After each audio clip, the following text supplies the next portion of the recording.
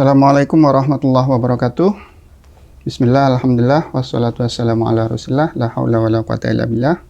Rabbi syrah li sadri wa yassir li amri wahlul 'uqdatam min lisani yafqahu qawli.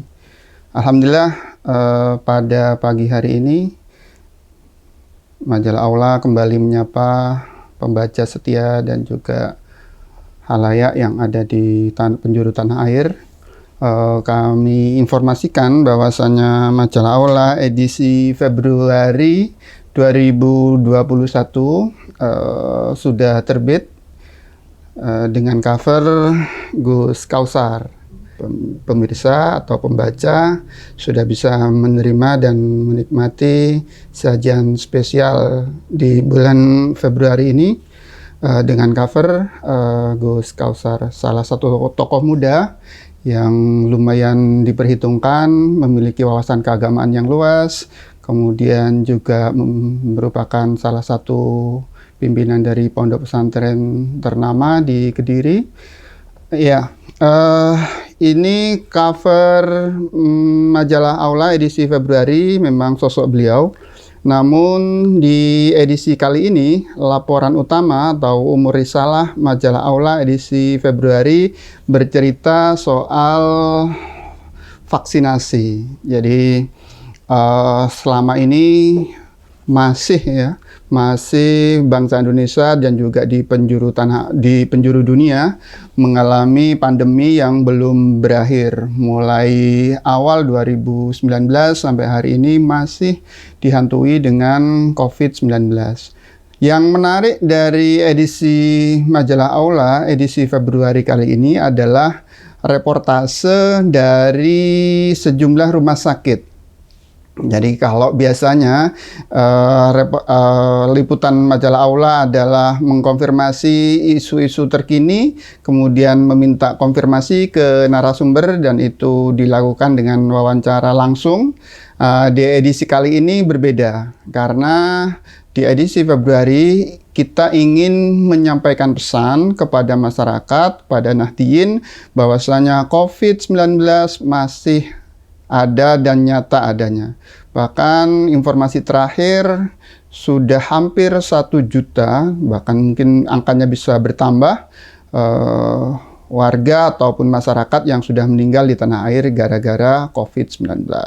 Oleh karena itu, kita sajikan di edisi kali ini bagaimana suasana di sejumlah rumah sakit ketika menangani COVID-19.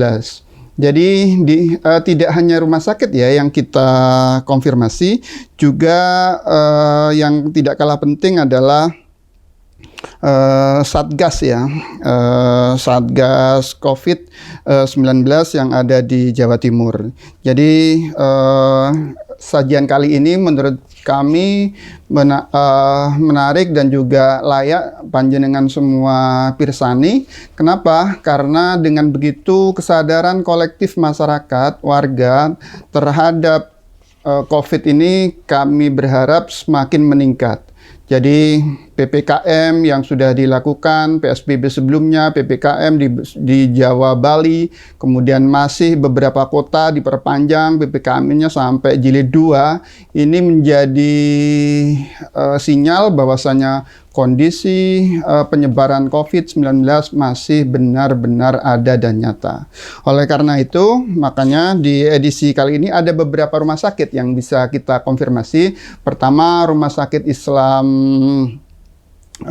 Unisma yang ada di Malang, kemudian juga yang ada di Tuban, kemudian di Rumah Sakit Islam Surabaya, dan yang juga kami ucapkan terima kasih. Kami juga mendapatkan informasi terkait penanganan COVID yang ada di RSCNU Demak. Sehingga dengan gambaran-gambaran seperti ini bisa memberikan edukasi secara tidak langsung dan langsung kepada masyarakat bahwasanya bagaimana penanganan COVID yang terbaik di tanah air.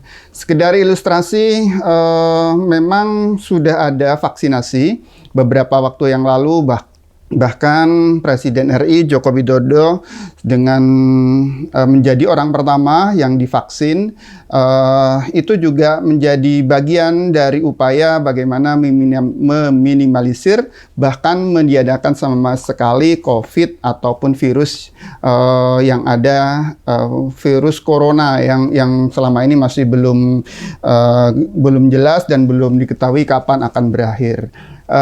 Di sini ada kesinambungan ya. Satu, kita menceritakan soal penanganan COVID pasien khususnya ketika berada di sejumlah rumah sakit. Kita menggambarkan bagaimana kondisi tenaga kesehatan yang berjibaku dengan suasana yang ya mungkin bisa dibayangkan di luar yang ada di dalam pikiran mereka, karena pandemi ini kan baru dialami dan belum ada pengalaman sebelumnya bagaimana menanganinya. Sehingga gambaran di Rumah Sakit Islam Yunisma, di Rumah Sakit Islam Surabaya, kemudian juga di Rumah Sakit RSINO Demak, itu kita ingin menggambarkan bagaimana tenaga kesehatan begitu berupaya untuk memberikan yang terbaik. Bahkan mereka para aktivis ya, para aktivis COVID, penanganan COVID harus rela tidak bertemu dengan keluarga, dengan saudara, hanya karena ingin memastikan bahwasanya keluarganya yang ada di rumah atau di tempat yang lain tidak terserang ataupun tidak mengalami virus corona yang begitu perkembangannya sangat mengkhawatirkan.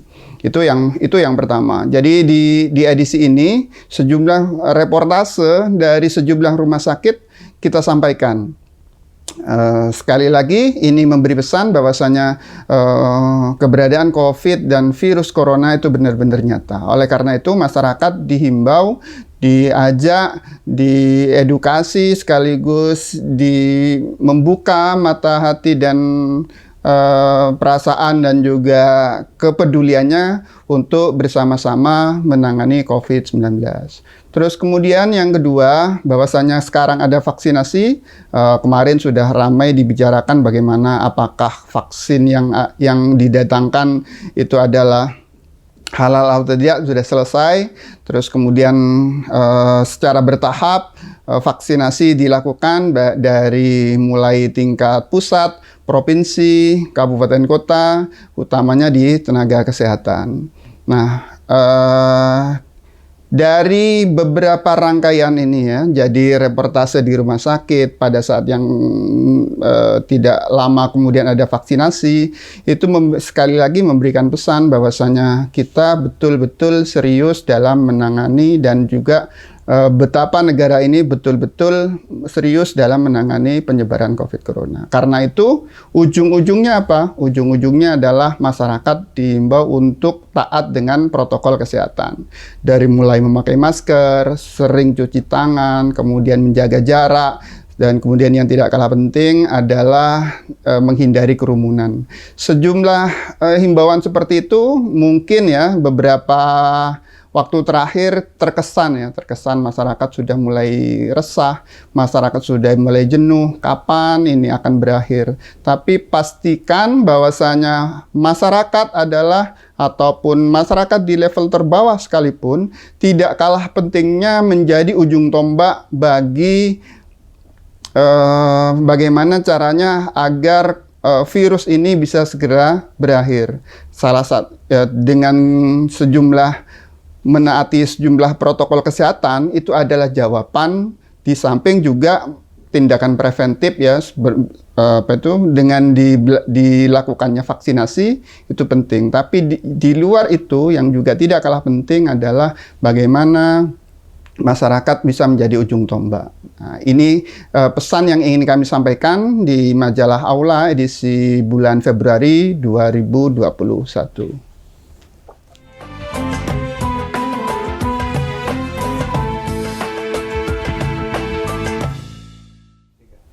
Oke, terima kasih. Kembali lagi bersama majalah Aula edisi bulan Februari 2021.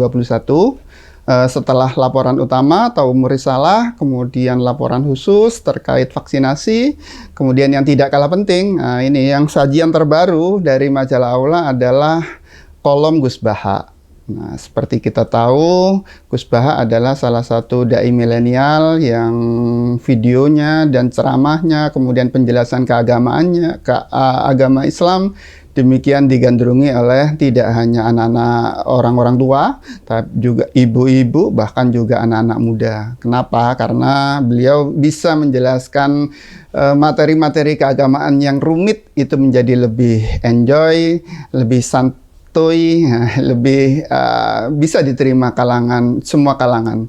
Nah, di edisi kali ini ada rubrik khusus yang memang kita coba tampilkan kepada pembaca, serpihan ataupun juga pandangan-pandangan beliau terkait isu-isu tertentu. Jadi yang untuk edisi kali ini Gus Baha, materi ceramah ataupun materi penjelasan keagamaan yang disampaikan adalah terkait masalah jihad ya. Jihad di halaman 32 sampai 33.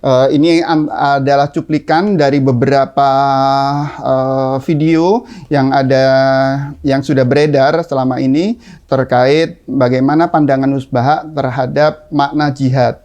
Nah, apalagi selama ini kan banyak orang memiliki pandangan yang beragam terkait bagaimana harus mengejawantahkan, bagaimana mewujudkan bahwasannya kita itu memiliki semangat jihad yang tinggi, membela agama, membela negara. Itu seperti apa? Ketika dalam suasana negara damai, tidak ada musuh, tidak ada penjajah.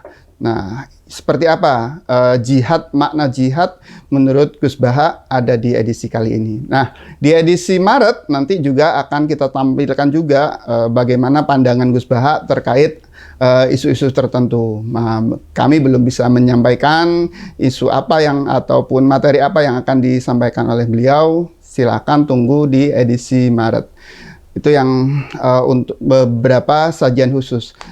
Yang barangkali juga menjadi menarik di edisi kali ini, kita juga melakukan reportase berjibaku di lokasi. Jadi kemarin Polda Jatim kebetulan menggandeng PT Aula Media NU. Kemudian kita melakukan reportase di sana, bahkan menjadi salah satu tim yang menyukseskan MTQ virtual tingkat Jawa Timur. Nah, di tengah suasana pandemi, bagaimana cara Polda Jatim dan juga Jamiatul Qurra wal Hufadz Jawa Timur dan PT Aula Media NU menyelenggarakan MTQ secara virtual. Dan itu menariknya diikuti oleh kontingen dari beberapa kabupaten kota. Lokasi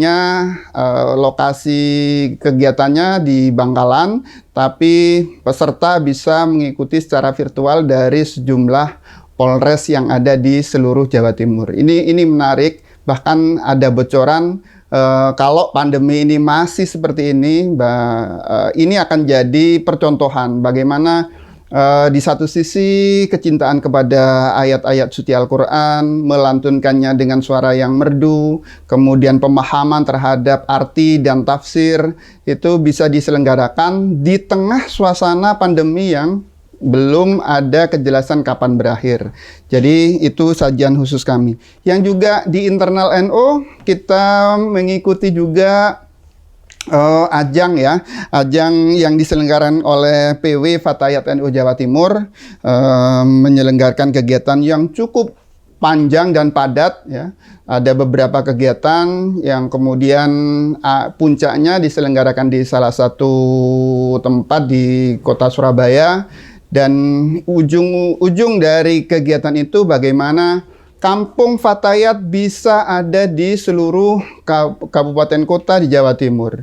Dalam artian bukan kemudian semua penduduk ya, perempuan itu kemudian diajak menjadi anggota Fatayat, tapi bagaimana misi kefatayatan. Jadi ada 9 program ya yang dikawal oleh Fatayat, dari mulai pendidikan, kesehatan, ekonomi, dan sejenisnya.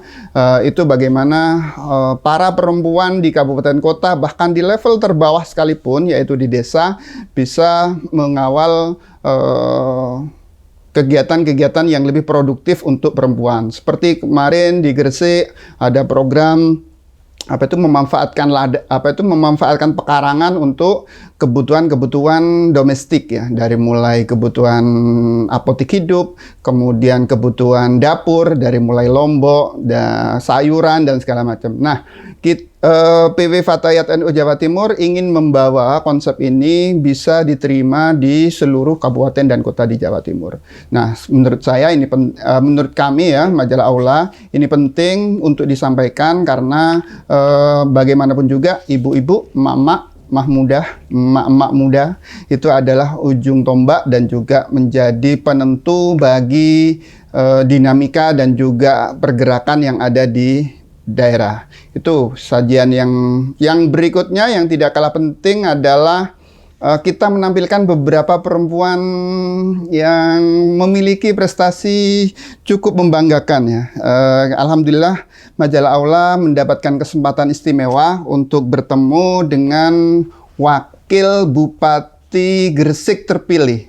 Ya, sekedar diketahui, Ibu Hajah Aminatun Habibah ini adalah aktivis Fatayat, juga aktivis PWLP Ma'arif NU Jawa Timur, dan sekarang diamanai oleh warga Gresik untuk menjadi wakil bupati mendampingi Bapak Yani. Jadi bagaimana sosoknya, seperti apa kiprahnya, sehingga kemudian dipercaya oleh halayak, khususnya masyarakat Gresik, sehingga kemudian bisa dipercaya menjadi wakil bupati Gresik.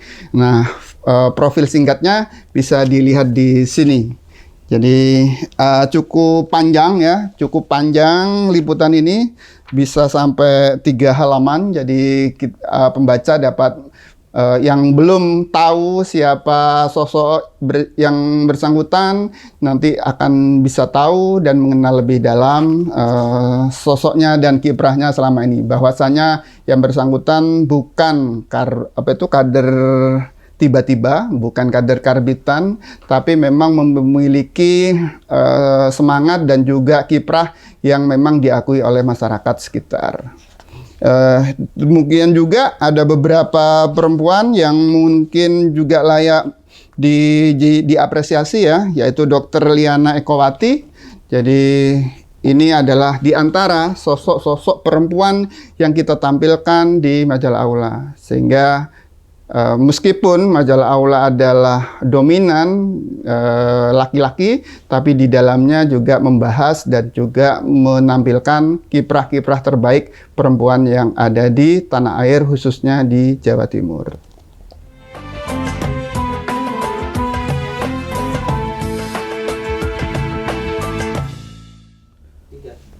Ya, terima kasih masih bersama Bedah Majalah Aula. Di segmen terakhir ini kami ingin menyampaikan sejumlah rubrikasi juga yang sayang kalau itu dilewati. Yang khas ya di Majalah Aula itu pertama adalah Fikih Nisa, yang kedua adalah Bahsul Masail, tanya jawab dari pembaca, terus kemudian yang ketiga adalah kajian aswaja. 3, dan kemudian yang keempat ada juga yaitu review ataupun hasil muktamar Bahsul Masail yang baik di level PB maupun di level PW, bahkan sampai di tingkat PC. Yang sekedar bocoran ya, sekedar saya informasikan, di tanya jawab keislaman Bahsul Masail menanyakan tentang salam yang disampaikan di grup WhatsApp.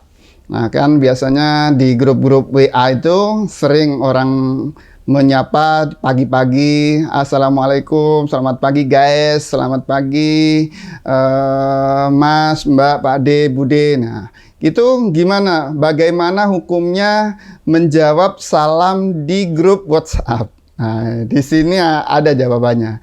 Satu. Yang kedua, bagaimana menjawab WhatsApp? Jawab di broadcast di WhatsApp, tapi di situ anggotanya campuran. Ada yang Muslim, ada yang tidak beragama Islam. Nah, saya tidak akan menjelaskan bagaimana hukumnya. Silakan menyimak dan membaca pandangan dari pengasuh Basul Masail Kiai Haji Muhammad Ali Maufur Sazili Iskandar.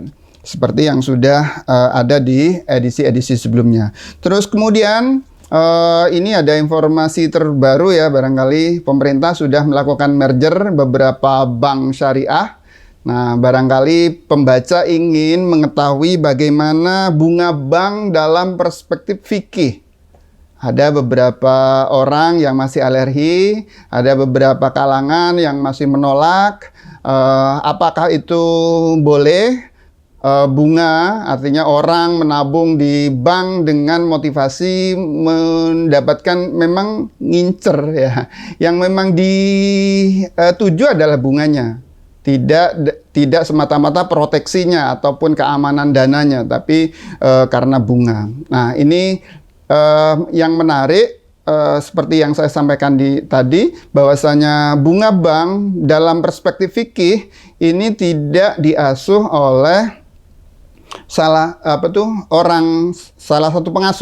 pengasuh rubrik maksud saya, tapi ini adalah hasil Basul Masail yang sudah diselenggarakan di Nahdlatul Ulama. Jadi bagi Pak Nahdiyin yang barangkali ya tidak bisa mengikuti Basul Masail yang karena memang kemampuan kitabnya terbatas, terus kemudian pengetahuan agamanya juga kurang, terus kemudian juga yang tidak kalah penting, kesempatan untuk ikut Basul Masail juga tidak banyak orang bisa tahu. Belum lagi dinamika yang terjadi saat Basul Masail yang kadang-kadang berjam-jam yang membuat orang pasti jenuh. Nah, di edisi ini kami menampilkan bagaimana pandangan hukum Islam terhadap bunga bank. Itu yang ada di Masail Umat yang membahas tentang Basul Masail yang sudah diselenggarakan di level PB, PW, bahkan sampai di PCNU.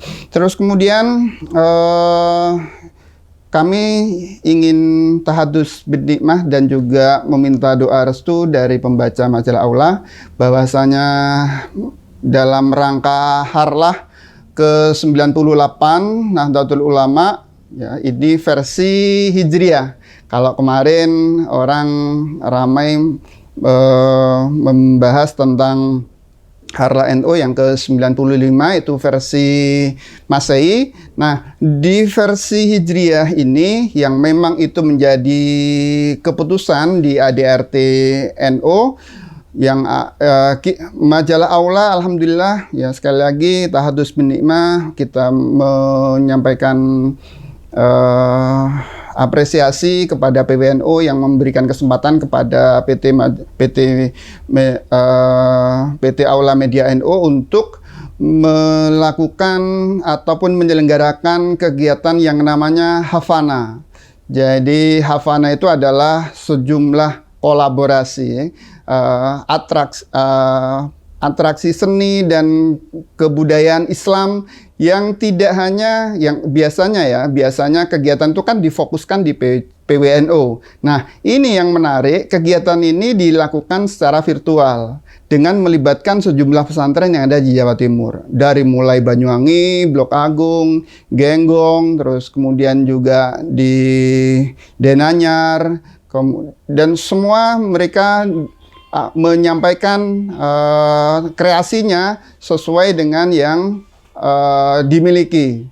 Itu yang pertama. Yang kedua, juga ada kegiatan yang, dan ini bersifat milenial ya. Jadi yang tampil itu adalah anak-anak muda, satu. Yang kedua, kiai-kiai yang tampil juga kiai-kiai muda. Ada Gus Kausar, ada kemudian dari Lirboyo, terus kemudian juga dari beberapa pesantren yang memang kiai-kiai muda yang memang memiliki pandangan yang visioner.